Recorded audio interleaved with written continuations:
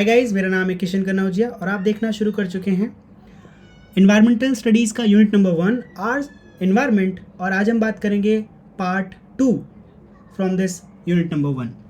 तो आइए शुरू करते हैं। Concept of sustainability and sustainable development. इससे पहले सभी टॉपिक्स के बारे में पिछली क्लास में बात कर चुके थे। नाउ WCED यानी कि world commission on environment and development ने में एक डिस्कशन हुआ जिसका टाइटल था उस पर एक रिपोर्ट पब्लिश की गई जिसका टाइटल था आवर कॉमन फ्यूचर। तो ये यहाँ पर फॉर्मली एक रिपोर्ट पब्लिश की गई।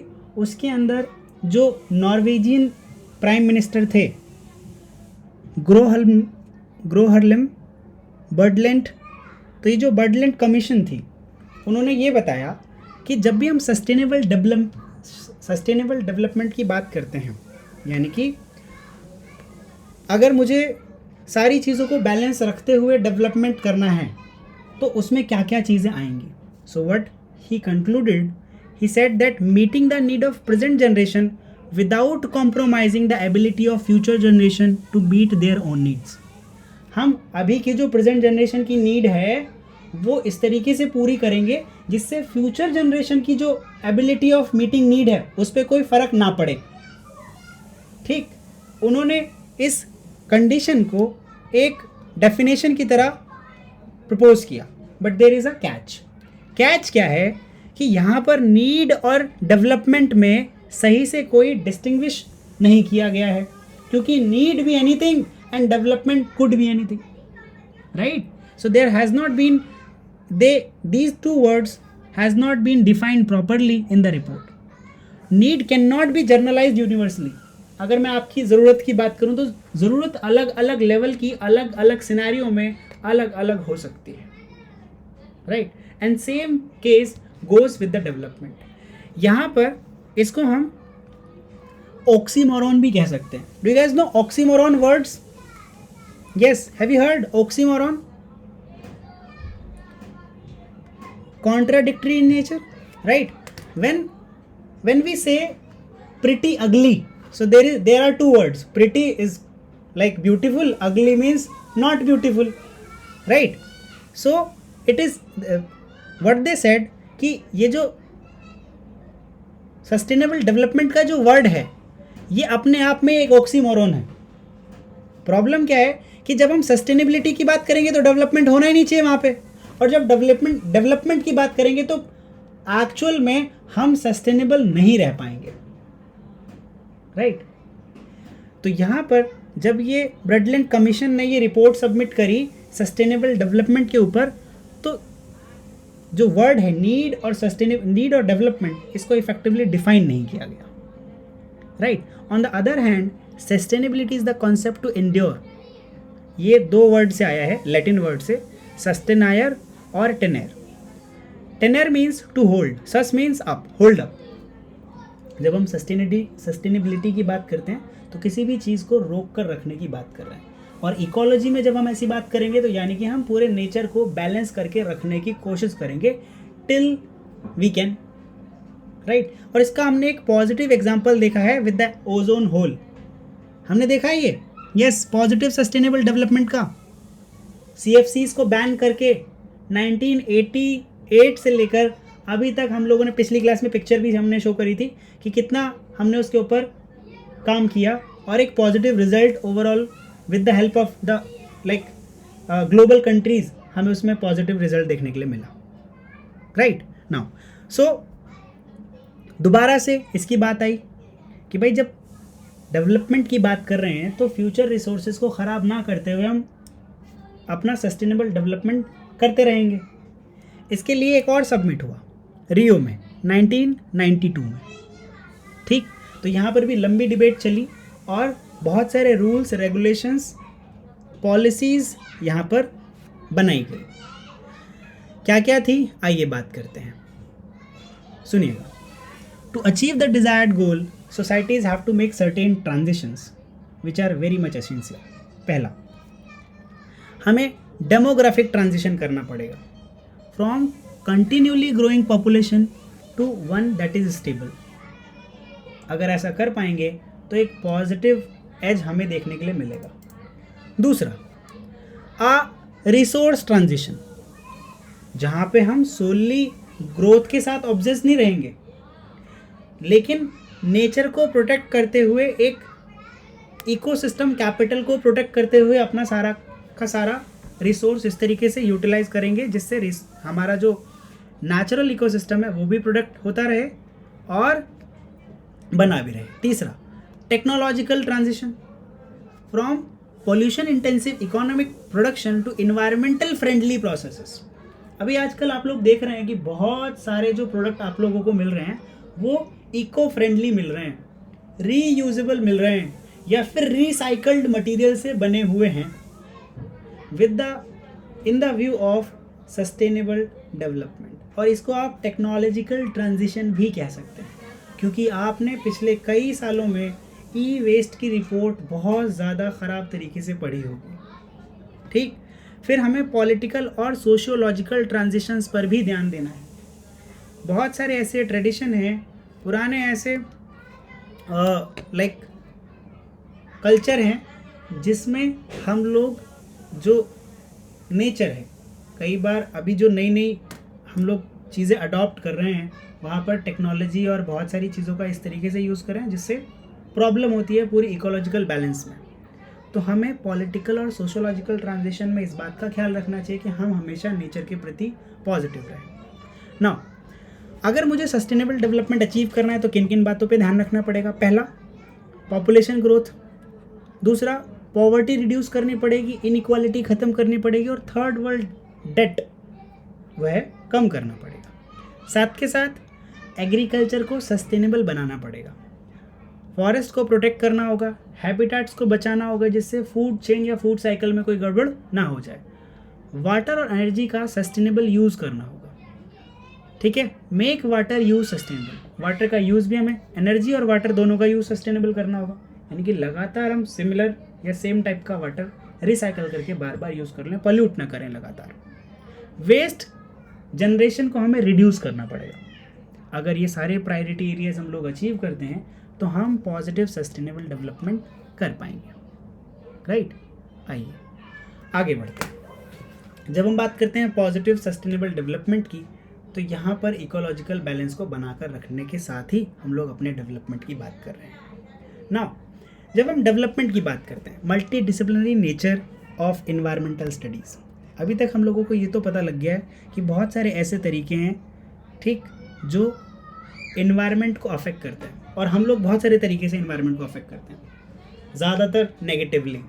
फॉर एग्जांपल, जो पानी हम पीते हैं, जो हवा हम ब्रीथ करते हैं, या फिर जिस क्लाइमेटिक कंडीशन में हम लोग रहते हैं उसको हमेशा अल्टर करने की कोशिश करते हैं। इन सभी एलिमेंट्स का हमारी ज़िंदगी पर फ़र्क पड़ता है और हमारी लाइफ से इन सभी एलिमेंट पर भी फ़र्क पड़ता है। राइट, है ना? ठीक है। Now, so human in many ways have personalised the environment according to their need with the help of skill and science. हम जब मर्जी चाहे तब बारिश करवा सकते हैं अब। मतलब जब मर्जी नहीं, लेकिन फिर भी कुछ हद तक बारिश भी हमारी कंट्रोल में है, टेम्परेचर हमारे कंट्रोल में है, मॉइस्चर हमारे कंट्रोल में है। सोचो, इसके साथ साथ कौन सी जगह पर पानी होना चाहिए, कौन सी जगह पर नहीं, ये भी आजकल हम लोग कंट्रोल कर रहे हैं। Is it good for the earth? No. So all these interactions with environment as a whole are subject of environmental studies, कि हमें कहाँ कहाँ इंटरवेंशन करना चाहिए, कहाँ कहाँ नहीं करना चाहिए। सो environmental studies covers our last domain, जहाँ पे हम लोग सिर्फ कुछ ही डोमेन के बारे में बात करेंगे।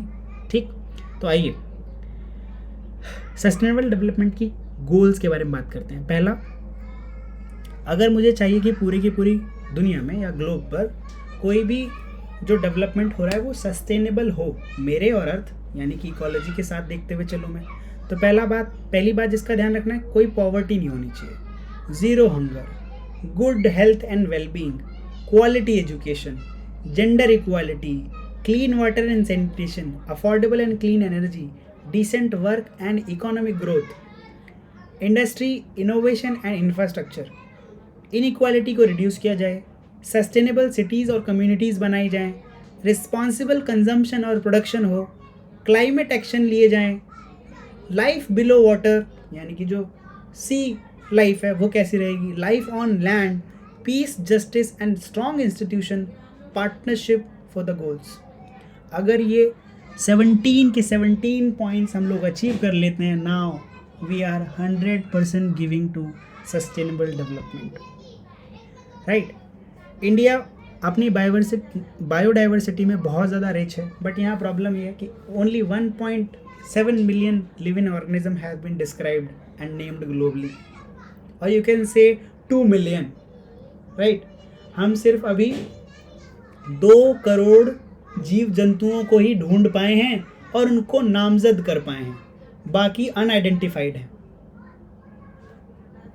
क्या सिर्फ 2 करोड़ ही लिविंग ऑर्गेनिज्म हैं? उससे ज़्यादा भी तो होंगे, राइट ना।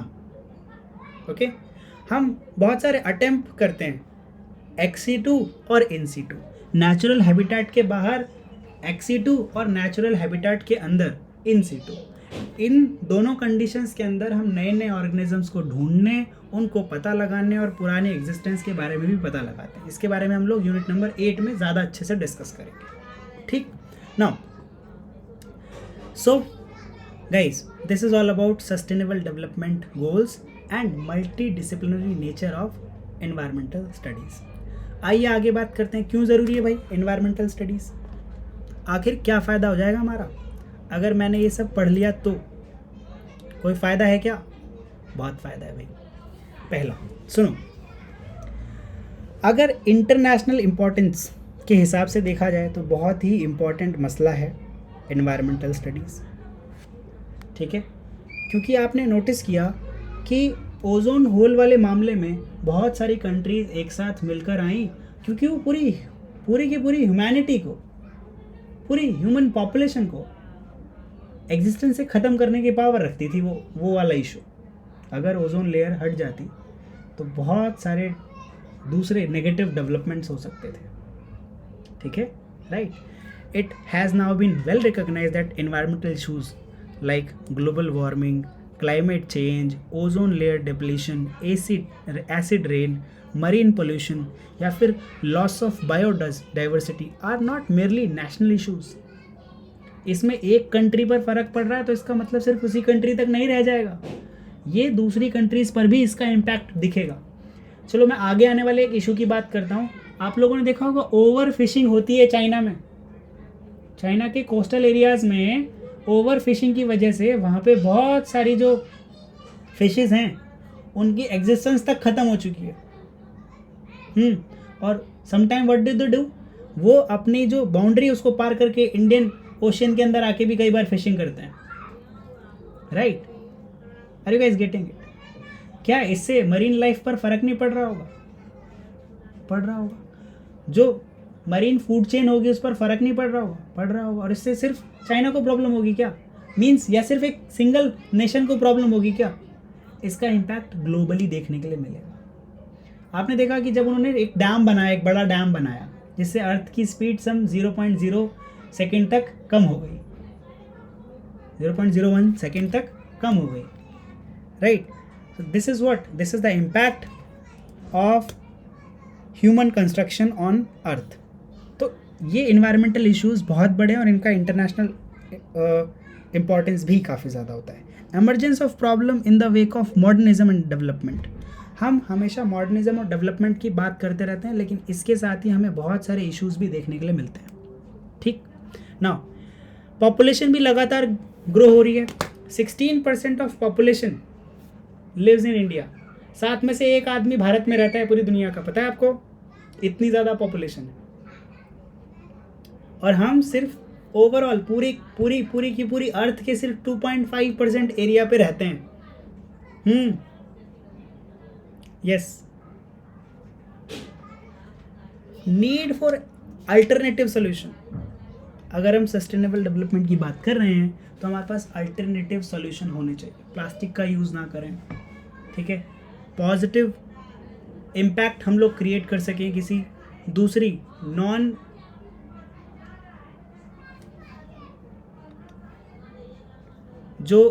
इम्पैक्टफुल हो हमारे इकोलॉजी पर। अगर उन आइटम्स का यूज़ करके हम किसी तरीके से डेवलपमेंट करें तो वो सस्टेनेबल डेवलपमेंट होगा पूरी की पूरी अर्थ के लिए. Need for wise planning and development. मान लेते हैं आप बहुत सारे रिसोर्स, अब लगातार आप लोग सुनते होंगे कि हमको यहाँ पर लिथियम रिजर्व मिले, गोल्ड रिजर्व मिले, ठीक है, पेट्रोलियम रिजर्व के लिए ये कंट्री ढूंढ रही है, राइट. तो रिसोर्सेज का विड्रॉल, उनका प्रोसेस एक इस तरीके के सिंक्रोनाइज मैनर में होना चाहिए जिससे उसे रिसाइकल करने में और इकोलॉजिकल साइकिल का बैलेंस बनाने में भी मदद मिले, right. Okay, are you guys getting it? So this is the thing. So our action should be planned for sustenance of environment and development. Are you guys getting it all? Yes, everyone. So if we follow these important areas, we can say we are doing a sustainable development with the help of ecology or ecological studies. So this is all about your unit number 1, and here are some questions that you have to do as homework, right now. So I'll mark only 2 questions. What is environment? And